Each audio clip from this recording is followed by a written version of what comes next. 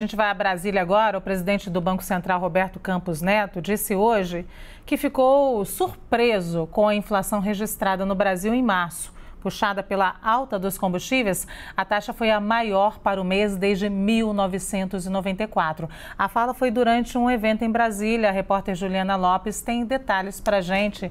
Oi, Juliana, boa tarde.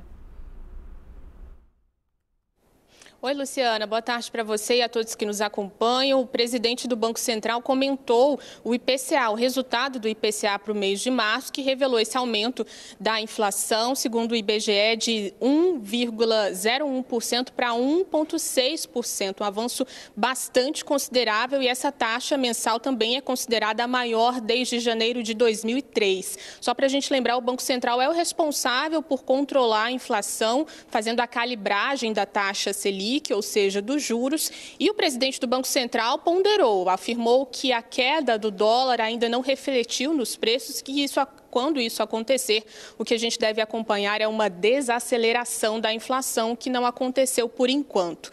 Só para a gente retomar também um assunto importante que envolve o Banco Central, os servidores do BC continuam em greve desde o dia 1º de janeiro. Havia uma expectativa de reunião hoje com o presidente Roberto Campos Neto, ela deve acontecer amanhã. Enquanto isso, algumas divulgações pelo Banco Central estão prejudicadas, como o Boletim Focus, também alguns relatórios de poupança e taxas financeiras. Há um receio em relação à preparação para a reunião do Copom, que deve ocorrer entre os dias 3 e 4 de maio, mas isso ainda está discutindo. Voltando para o presidente do Banco Central, Roberto Campos Neto, ele usou essa palavra, surpresa, para comentar a inflação do mês de março. Nós vamos acompanhar um trecho da fala do presidente do Banco Central. A gente, obviamente, como disse no comunicado, está sempre reaberto a analisar o cenário, se a gente entender que tem alguma coisa diferente do padrão que que a gente tinha identificado até então. A gente teve uma pequena surpresa nesse último número, foi uma surpresa, curiosamente, que se deu em vários países. Eu acho que a gente vai agora olhar, analisar e ver os fatores, né, que estão, vamos dizer assim, gerando, né, essas surpresas inflacionárias, e a gente vai comunicar isso aí no momento que for mais apropriado. Nós vamos agora falar com a analista de economia, Thaís Herédia. Desculpa, Sidney. Fiquei aqui, Thaís, pensando assim, o Sidney vai falar alguma coisa? Thaís, é ótimo ter você aqui. Vocês já se falam de manhã, então dessa vez fica comigo. Essa mudança do discurso do presidente do Banco Central já sinaliza que os juros vão subir mais. E estão subindo e não estão dando aquele efeito que a gente gostaria na inflação, Thaís. O que está errado aí? Oi, Luciana. Boa tarde para você. Oi, Sidney, de novo aqui, estamos juntos no Visão. Boa tarde para todos.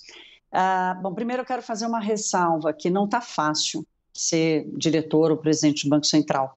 O que o mundo inteiro está vivenciando hoje, a quantidade de choques que estão acontecendo ao mesmo tempo, não é uma conjuntura simples para encontrar um equilíbrio dessa calibragem que a Juliana Lopes citou da taxa de juros para combater um processo inflacionário com fatores inéditos, inclusive na história recente da economia. Então, primeiro é importante fazer essa ressalva, né? Criticar o Banco Central, muitas vezes, acaba sendo aquela crítica de engenheiro de obra feita, porque as informações que estão disponíveis são as mesmas para todos, né? E encontrar essa calibragem, acho que eu já falei aqui, um ex-diretor do Banco Central sempre diz que a política monetária é 70% arte, 30% matemática. Então, feita essa ressalva, vamos para o momento de hoje. No caso do Banco Central brasileiro, essa dificuldade aumenta por alguns fatores. Primeiro, porque o próprio Roberto Campos Neto, presidente do BC, ele até a semana passada, ele parecia muito seguro e queria convencer os agentes econômicos do mercado, a sociedade em geral, de uma certa convicção dele e da diretoria do Banco Central de que o aumento na taxa de juros já estava chegando ao fim, que apenas uma um movimento a mais na reunião de maio seria capaz de controlar o processo inflacionário. Ele falou isso, inclusive, um dia antes do resultado do IPCA, esse que a Juliana salientou aqui, Luciana, junto com você, o maior dos últimos anos. Então, ele acabou sendo surpreendido por um movimento que ele tentou segurar com a sua convicção de que apenas mais um movimento da taxa de juros seria capaz. Sendo que esse ambiente que tem provocado surpresas na inflação está completamente fora do controle de qualquer banco central.